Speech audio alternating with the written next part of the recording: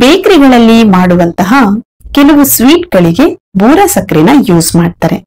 ಈ ಬೂರ ಸಕ್ಕರೆನ ಸ್ವೀಟ್ ಮೇಲೆ ನೋಡ್ಲಿಕ್ಕೂ ಕೂಡ ಚಂದ, ಹಾಗೆ ತಿನ್ಲಿಕ್ಕೂ ಚಂದ.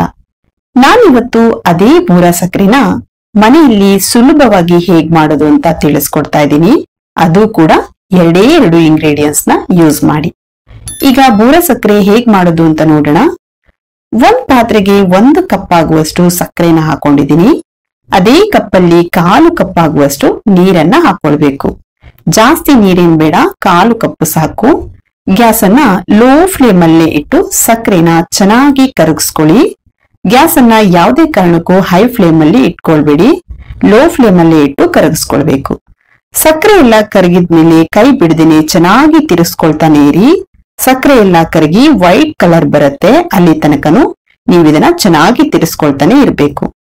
ಒಂದ್ ಪ್ಲೇಟಿಗೆ ಹೀಗೆ ಸಕ್ಕರೆ ನೀರನ್ನ ಹಾಕೊಂಡಾಗ ಹರಿದು ಬರಬಾರ್ದು, ಅದು ಈ ರೀತಿ ವೈಟ್ ಕಲರ್ ಆಗಿ ಗಟ್ಟಿ ಆಗಿರ್ಬೇಕು. ಈ ಟೈಮಲ್ಲಿ ಗ್ಯಾಸ್ ಅನ್ನ ಆಫ್ ಮಾಡಿ ಕೈ ಬಿಡ್ದಂಗೆ ತಿರ್ಸ್ಕೊಳ್ತಾನೆ ಇರ್ಬೇಕು. ಗ್ಯಾಸ್ ಅನ್ನ ಆಫ್ ಮಾಡ್ಕೊಂಡು ಹೀಗೆ ತಿರ್ಗಿಸ್ತಾ ಇದ್ದಂಗೆನೆ ಗಟ್ಟಿ ಆಗ್ತಾ ಬರುತ್ತೆ, ಫುಲ್ ವೈಟ್ ಕಲರ್ ಬರ್ತಾ ಹೋಗುತ್ತೆ. ನೀವು ಮಾತ್ರ ಯಾವುದೇ ಕಾರಣಕ್ಕೂ ಕೈಯನ್ನ ಬಿಡದೇನೆ ತಿರ್ಸ್ಕೊಳ್ತಾನೆ ಇರ್ಬೇಕು, ಇಲ್ಲಾಂದ್ರೆ ಫುಲ್ ಗಟ್ಟಿ ಆಗ್ಬಿಡತ್ತೆ. ತಿರ್ಸ್ಕೊಳ್ತಾ ಇದ್ರೆ ಬೂರ ಸಕ್ಕರೆ ಪೌಡರ್ ಆಗಿ ಬರುತ್ತೆ. ಸ್ಪೂನ್ ಅಲ್ಲಿ ಪುಡಿ ಮಾಡ್ಲಿಕ್ಕೆ ನಿಮ್ಗೆ ಕಷ್ಟ ಅನ್ಸಿದ್ರೆ ಈ ರೀತಿ ಬೌಲ್ ಸಹಾಯದಿಂದ ಚೆನ್ನಾಗಿ ಪ್ರೆಸ್ ಮಾಡ್ಕೊಳ್ತಾ ಇರಿ.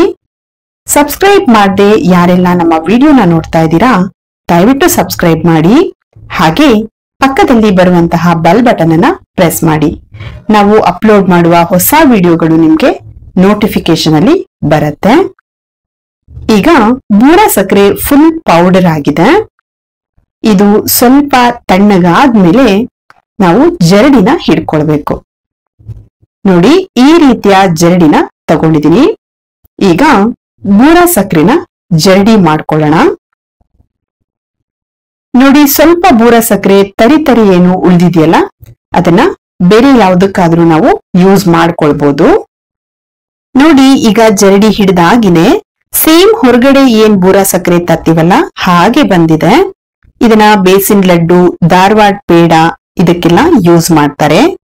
ವಿಡಿಯೋ ಇಷ್ಟ ಆದ್ರೆ ಒಂದ್ ಲೈಕ್ ಮಾಡಿ, ನಿಮ್ಮ ಫ್ಯಾಮಿಲಿ ಮತ್ತೆ ಫ್ರೆಂಡ್ಸ್ ಜೊತೆಲಿ ಶೇರ್ ಮಾಡಿ. Thank you for watching.